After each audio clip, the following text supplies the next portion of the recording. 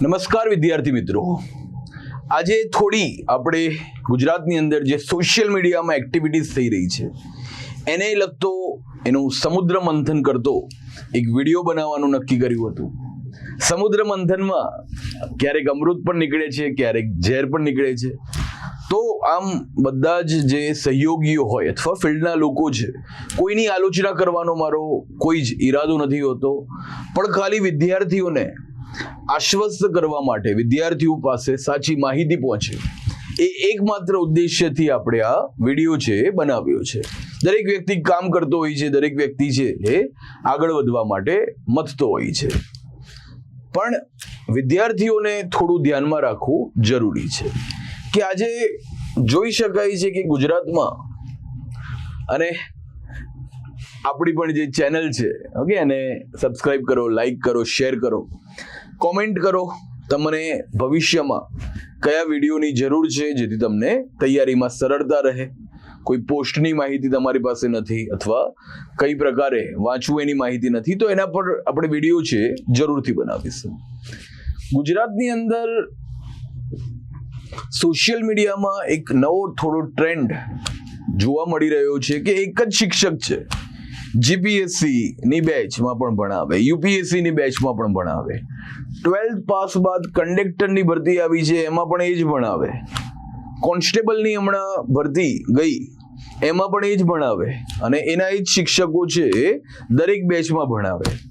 તો ધ્યાનમાં રાખવાનું છે કે એ બાબત એટલી બધી ઉચિત ના ગણાય. બીજી બાબત કે ધ્યાન એ પણ રાખવાનું છે કે જે પણ શિક્ષક જે વિષય ભણાવે છે એણે પોતે શું પરીક્ષાની તૈયારી કરી છે, પોતે એણે કદી મેન્સની એક્ઝામ આપી છે, પોતે કદી ઇન્ટરવ્યુ છે એમાં એ અપિયર થયો છે કે નહીં. તો હંમેશા ધ્યાનમાં રાખવાનું છે કે મેક્સિમમ જે ટીચર છે એણે આવું કંઈ અચીવ કર્યું હોય તો એને વધારે આ ફિલ્ડનો ખ્યાલ હશે, એ સ્વાભાવિક છે. બીજી બાબત કે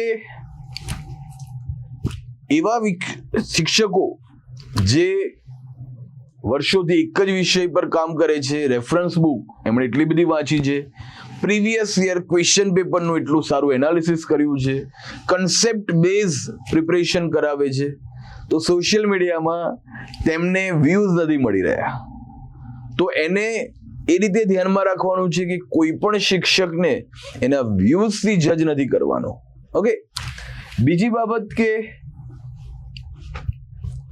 ધ્યાનમાં રાખવાનું છે કે અલ્ગોરિધમ ને નોલેજ નહીં પણ એન્ટરટેનમેન્ટથી વધારે મતલબ છે, એ વધારે ગમે છે, અને 10 લાખ વ્યૂઝ વાળો વિડીયો છે એ તમને નોકરી નથી અપાવતો, પણ એક કામની બાબતનો જે વિડીયો છે એ તમને નોકરી અપાવવામાં મદદરૂપ થતો હોય છે.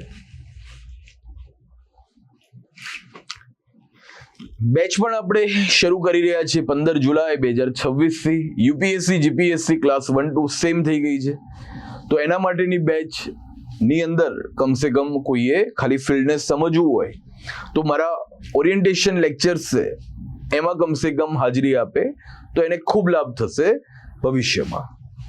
અને મેઇન મુદ્દા ઉપર આપણે પાછા ફરીએ કે એક સાચો મેન્ટર એક સારી બુક, સતત રિવિઝન, બરાબર, પુનરાवर्तन, ઓકે, રિવાઇઝ કરેગા વો રાજ કરેગા.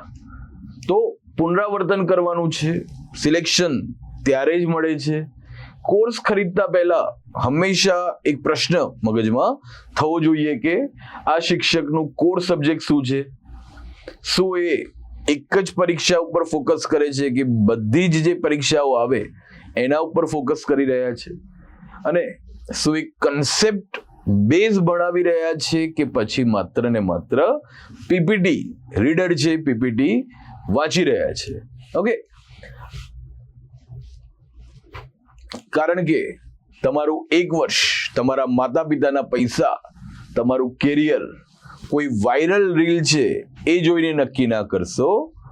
સાચા શિક્ષકને શોધવામાં પહેલા તો સમય નીકાળવાનો છે. અને હું તો એનાથી પણ આગળ જણાવતો હોઉં છું કે અગર વ્યક્તિને સાચા શિક્ષક પાસે નથી જવું તો સ્વયં જ પોતાનો શિક્ષક બને, સ્વયં જ પોતાનો ગુરુ બને, અપદીપો ભવ, બરાબર, સ્વયં જ પ્રકાશિત થવાનું છે. પણ ખોટા મેન્ટર, ખોટા શિક્ષક ની બાબતમાં એ ફસાઈ ના જાય. ઘણી વખત એ ડાયવર્ટ થઈ જતો હોય છે અને જે લક્ષ્ય છે એ પ્રાપ્તિ માટેના માર્ગમાંથી એ વિચલિત થઈ જતો હોય છે અને એને પરિણામ નથી મળતું. તો જય હિન્દ, જય ભારત, જય જય ગરવી ગુજરાત. Thank you.